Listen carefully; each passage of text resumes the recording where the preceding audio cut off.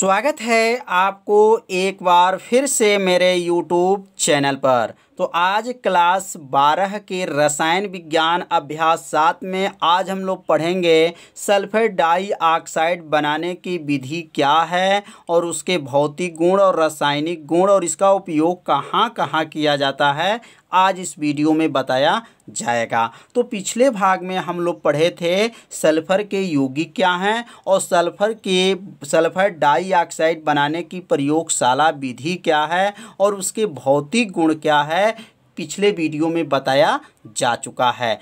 इस भाग में जो आज हम लोग पढ़ेंगे वह सल्फर डाइऑक्साइड के रासायनिक गुण के बारे में अध्ययन करेंगे। तो यदि पिछले भाग का वीडियो आप नहीं देखे होंगे तो प्लेलिस्ट में वीडियो है, वहां से जाकर के उस वीडियो को देख सकते हैं। तो यहाँ लिख लेंगे सल्फर डाइऑक्साइड का जो है रासायनिक गुण क्या है। रासायनिक गुण का मतलब यह होता है जो केमिकल प्रयोगशाला में बनाते हैं वह दूसरे से जो क्रिया करता है तो किस में लिखा जाता है, रासायनिक गुण में लिखा जाता है। तो यहाँ पर हम लोग क्या बनाए हैं, तो सल्फर डाइऑक्साइड बनाए हैं। तो सल्फर डाइऑक्साइड जो है अन्य से जब क्रिया करेगा तो क्या क्या बनेगा, इसके बारे में जानकारी रखेंगे। तो यहाँ लिखेंगे जो सल्फर डाइऑक्साइड है पहला जो है जल से क्रिया करेगा, जल से क्रिया। अब ये जल से जब क्रिया करेगा तो क्या क्या बनेगा, इसके बारे में जानकारी रखेंगे। तो इसे अपने कॉपी में क्या कीजिए, नोट करते चलिए। तो यहाँ लिख लेंगे sulphur dioxide, sulphur dioxide, sulphur dioxide किससे क्रिया करके, जल में घुलकर, जल में घुलकर क्या बनाती है, सल्फ्यूरस, सल्फ्यूरस अम्ल बनाती है। कितना आसान है, सल्फ्यूरस अम्ल बनाती है। बहुत आसान है, बस थोड़ा सा आपको ध्यान देना है। क्या है, सल्फर डाइऑक्साइड जो है जल में घुलकर क्या बनाती हैं, सल्फ्यूरस अम्ल बनाती हैं। अब यहाँ रिएक्शन के बारे में समझेंगे। जैसे यहाँ पर SO2 जो है यह क्या है, सल्फर डाइऑक्साइड है और यहाँ लिखेंगे जल, H2O जो है जल है। जल के साथ जब क्रिया किया तो क्या बना, सल्फ्यूरस, H2SO3, तो इसका नाम है सल्फ्यूरस अम्ल। अगर ये 4 रहता तो सल्फ्यूरिक अम्ल हो जाता। तो यहाँ पे क्या बना है, सल्फ्यूरस अम्ल बना है। तो इस रिएक्शन को आप सभी विद्यार्थी अपने कॉपी में क्या कीजिए, नोट कर लीजिए। अब दूसरा जो क्रिया है ऑक्सीजन से क्रिया। अब ऑक्सीजन से क्रिया कौन करेगा, तो सल्फर डाइऑक्साइड करेगा। तो यहाँ लिख लेंगे ऑक्सीजन से क्रिया, ऑक्सीजन से क्रिया। तो ऑक्सीजन से क्रिया जो है सल्फर डाइऑक्साइड करेगा तो क्या क्या बनेगा, अब यहाँ नोट करेंगे। तो लिखेंगे sulphur dioxide, sulphur dioxide, sulphur dioxide oxygen के साथ, ऑक्सीजन के साथ क्रिया करके क्या बनाती हैं, क्रिया करके सल्फर ट्राई ऑक्साइड बनाती हैं, ऑक्साइड बनाती हैं।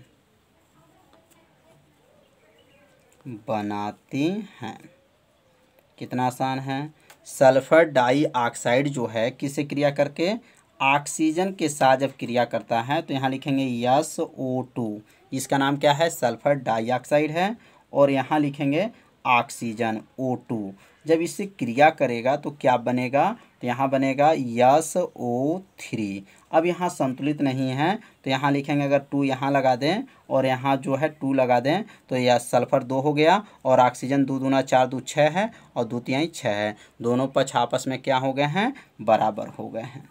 तो यहाँ क्या बना है, तो सल्फ़र डाइऑक्साइड जो है ऑक्सीजन के साथ जब क्रिया किया है तो क्या बना है, सल्फ़र ट्राइऑक्साइड बना है। अब यहाँ लिखेंगे क्लोरीन से क्रिया। अब क्लोरीन से क्रिया करेगा तो क्या बनेगा, तो यहाँ लिख लेंगे क्लोरीन से क्रिया। तो क्लोरीन से जब क्रिया करेगा तो क्या बनेगा, तो यहाँ लिखेंगे SO2 मतलब सल्फ़र डाइऑक्साइड SO2 किससे क्रिया करके, Cl2 से क्रिया करके, मतलब क्लोरीन से क्रिया करके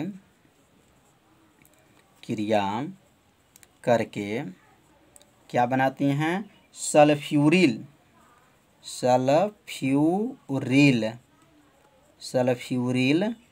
क्लोराइड बनाती हैं। सल्फ्यूरिल क्या बनाती हैं, क्लोराइड बनाती हैं।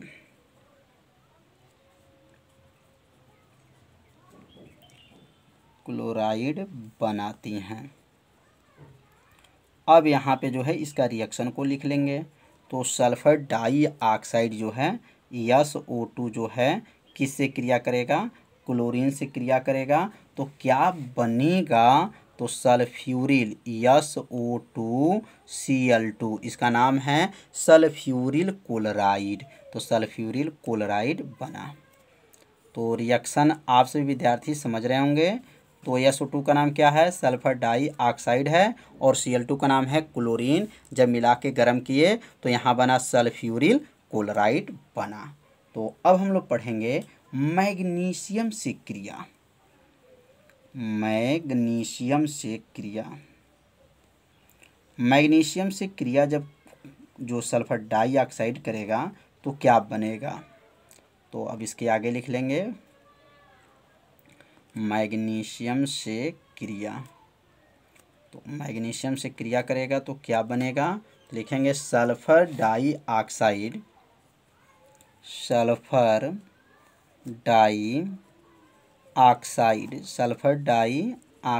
जो है किससे क्रिया करेगा, sulphur dioxide magnesium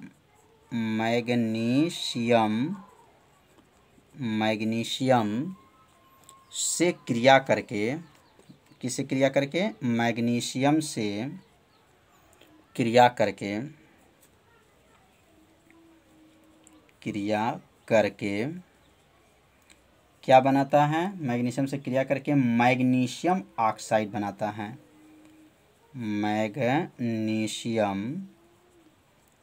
magnesium oxide बनाता है। कितना आसान है।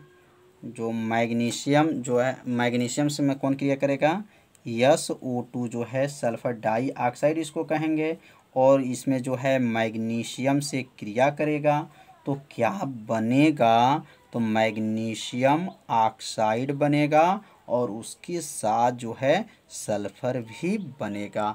अब यहाँ देखेंगे O कितना है, 1 है, और यहाँ O कितना है, 2 है। तो यहाँ पे जो है Mg कितना है, 1 है। तो यहाँ पर अगर 2 लगाते हैं तो 2 तो ऑक्सीजन हो गया, Mg 2 हो गया, तो यहाँ 2 लगा देंगे। अब दोनों पक्ष क्या हो गए, संतुलित हो गए। तो मैग्नीशियम से क्रिया करेगा तो क्या बनेगा, मैग्नीशियम ऑक्साइड बनेगा और उसके साथ जो है सल्फ़र भी प्राप्त होगा। तो समझ में आ रहा होगा। अब जो है यहाँ पर फेरस से क्रिया या आयरन भी लिख सकते हैं, फेरस से क्रिया। तो फेरस से क्रिया करेगा तो क्या बनेगा, तो यहाँ लिख लेंगे जो सल्फ़र डाइऑक्साइड है वो किससे क्रिया करेगा, फेरस से। तो यहाँ लिखेंगे सल्फ़र डाइऑक्साइड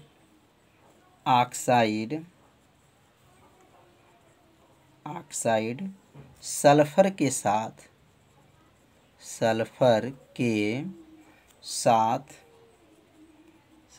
साथ गर्म करने पर गर्म करने पर क्या बनेगा? तो यहाँ बनेगा फेरस ऑक्साइड बनेगा। क्या बनेगा? फेरस ऑक्साइड बनेगा। फेरस ऑक्साइड बनता है। अब यहाँ रिएक्शन लिख लेंगे। फेरस का सूत्र क्या होता है? Fe। और यहाँ लिखेंगे SO2 सल्फर डाइऑक्साइड, और Fe से जब क्रिया करेगा तो क्या बनेगा? FeO बनेगा, और उसके साथ जो है FeS बनेगा। तो अब यहाँ पे देखेंगे Fe कितना है? 2 है, और O जो है 2 है। यहाँ O जो है 2 है, इधर O 1 है। तो अगर यहाँ पे 2 लगा दें तो यहाँ देखेंगे Fe कितना हो गया? तो Fe जो है यहाँ पर, तो Fe 2 हो गया, लेकिन यहाँ ऑक्सीजन क्या है? यहाँ पे ऑक्सीजन 1 है, तो यहाँ पे अगर 2 लगाते हैं तो Fe 3 हो जाएगा। तो इसलिए यहाँ पे क्या लिखेंगे? Fe के आगे क्या लिख लेंगे? 3। तो S 1 हो गया, O 2, तो O के आगे 2 हो गया। Fe 3 है, Fe यहाँ 2 और 1 3 है, तो Fe यहाँ पे क्या है? 3 हो गया। तो दोनों पक्ष क्या हो गया? संतुलित हो गया। तो यहाँ जो है सल्फर डाइऑक्साइड किससे क्रिया किया है? फेरस से क्रिया किया है, तो फेरस ऑक्साइड भी बना है और फेरस सल्फाइड भी बना है। तो अब अगला समझेंगे। अब अगला जो लिखेंगे, हाइड्रोजन सल्फाइड से क्रिया, मतलब H2S से क्रिया। तो H2S से क्रिया कौन करेगा? तो यहाँ पे जो है सल्फर डाइऑक्साइड करेगा। तो यहाँ लिख लेंगे यह मतलब सल्फर डाइऑक्साइड, यह H2S से मतलब हाइड्रोजन सल्फाइड से क्रिया करके सल्फर बनता है। क्या बनता है? सल्फर बनता है। क्या लिख लेंगे? सल्फर बनता है। तो अब यहाँ लिखेंगे सल्फर डाइऑक्साइड मतलब SO2 सल्फर डाइऑक्साइड, और यहाँ हाइड्रोजन सल्फाइड है। जब इसको क्रिया करेगा तो क्या बनेगा? तो यहाँ जो बनेगा सल्फर बनेगा और जल भी बनेगा। तो लिखेंगे यहाँ पर H2O बनेगा और यहाँ सल्फर बनेगा। अब संतुलित करने के लिए यहाँ 2 लगा देंगे और यहाँ जो है 2 लगा देंगे। तो अब यह क्या हो जाएगा? संतुलित हो जाएगा। यहाँ पे 2 नहीं लगेगा, थोड़ा सा मिस्टेक हो गया है। यहाँ 2 लगाएंगे तो 2 दूना 4, 2 दूना 4, और यस यहाँ पे ध्यान देंगे। यस यहाँ कितना है? तो यस जो है यहाँ पे जो है 1 है, और यहाँ यस देखेंगे आपका क्या है? यहाँ पे यस कितना है? 1 है, और यहाँ यस देखेंगे यस के आगे 2 है और यस यह 1 है। तो यस यहाँ पे 3 है, तो इसलिए यहाँ पे क्या लगाएंगे? 3। तो अब क्या हो जाएगा? यह संतुलित हो जाएगा। तो समझ में आ गया होगा। इसे अपने कॉपी में क्या कीजिए? नोट करते चलिए। अब अगला जो है क्रिया किससे करेगा? तो अब यहाँ क्रिया लिखेंगे पोटेशियम पर मैग्नेट से जब क्रिया करेगा तो क्या बनेगा? तो यहाँ लिखेंगे पोटेशियम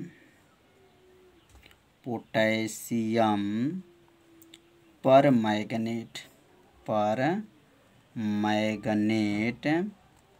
पोटेशियम पर मैग्नेट से क्रिया। तो अब यहाँ पे जो है पोटेशियम पर मैग्नेट से क्रिया कौन करेगा? तो लिखेंगे सल्फर डाइऑक्साइड जो है पोटेशियम पर मैग्नेट से क्रिया करेगा। तो यहाँ लिखेंगे अम्लीय पोटेशियम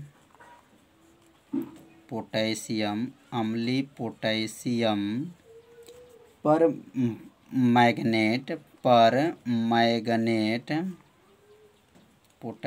अम्लीय पोटेशियम पर मैग्नेट के विलयन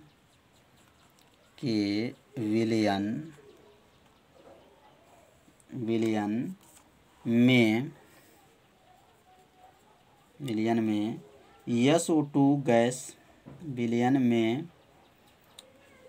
में SO2 गैस SO2 से क्रिया करके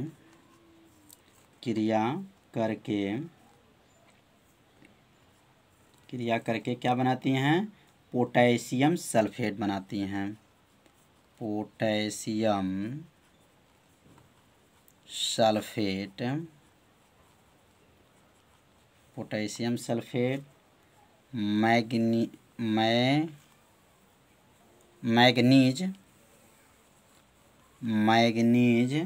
सल्फेट,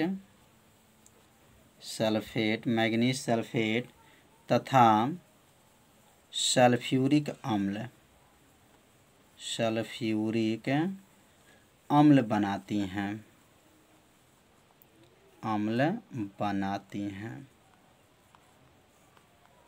तो ध्यान देंगे, अम्लीय जो पोटेशियम परमैंगनेट जो है क्रिया करेगा तो यहाँ लिखेंगे पहले SO2, यह सल्फर डाइऑक्साइड हो गया, और यहाँ लिखेंगे यहाँ पर KMnO4 हो गया, और यह जो है अम्लीय है मतलब है, तो यह जो है जल है, यहाँ जल लगाएंगे, H2 है मतलब जली विलयन है।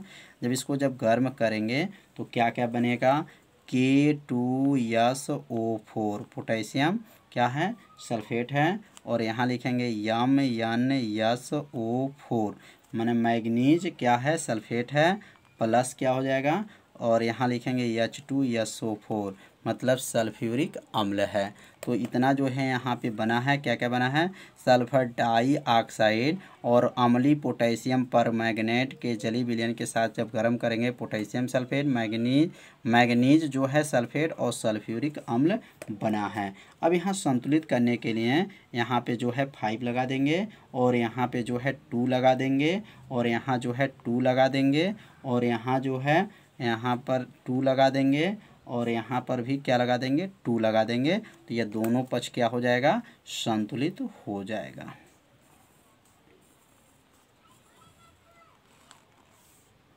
तो समझ में आ गया होगा कि यहाँ पे क्या क्या बना है। थोड़ा सा रिएक्शन बड़ा है, लेकिन बस थोड़ा सा ध्यान देंगे तो आपको समझ में आ जाएगा। तो अब अगला लिखेंगे हम चूने के पानी से क्रिया। यहाँ लिखेंगे चूने के पानी से क्रिया। तो चूने के पानी से जब क्रिया होगा तो क्या बनेगा, और चूने के पानी से क्रिया कौन करेगा, तो चूने के पानी से क्रिया जो है कौन करेगा, सल्फर डाइऑक्साइड करेगा। तो लिखेंगे चूने का पानी दूधिया हो जाता है। क्या हो जाता है, दूधिया हो जाता है। जब क्रिया करेगा तो क्या बनेगा, चूने का पानी क्या हो जाएगा, दूधिया हो जाएगा। तो यहाँ सूत्र लिखना चाहें तो सूत्र लिख लेंगे। तो लिखेंगे CaOH, गर्म करेंगे किसके साथ, SO2 के साथ जब गर्म करेंगे तो क्या बनेगा, तो यहाँ लिखेंगे कैल्शियम सल्फर ट्राइऑक्साइड, और क्या है, जल है। तो चूने के पानी को क्या कर देगा, दूधिया हो जाता है।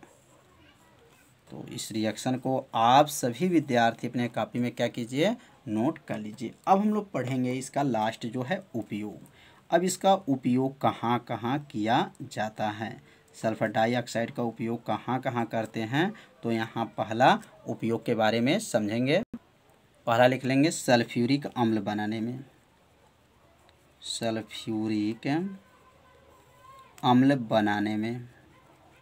सल्फ्यूरिक अम्ल बनाने में जो है इसका प्रयोग करते हैं। दूसरा जो है चीनी शुद्ध करने में। चीनी को शुद्ध करने के लिए कौन से गैस का प्रयोग करेंगे, तो चीनी शुद्ध करने में जो है सल्फर डाइऑक्साइड गैस का प्रयोग करते हैं, चीनी शुद्ध करने में। और तीसरा जो लिखेंगे कीटाणुनाशक के रूप में, लिखेंगे यहाँ पर कीटाणुनाशक के रूप में।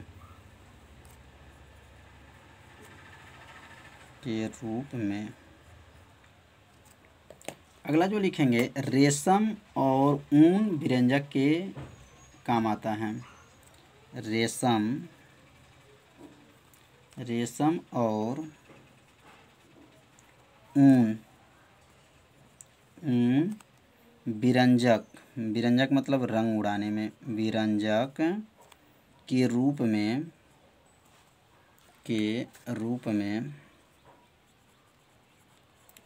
में काम आता है, काम आता है। अब पांचवा जो समझेंगे, पांचवा उपयोग क्या, आक्सीकारक के रूप में, आक्सीकारक के रूप में, आक्सीकारक के रूप में। छठवां जो है अपचाय के रूप में,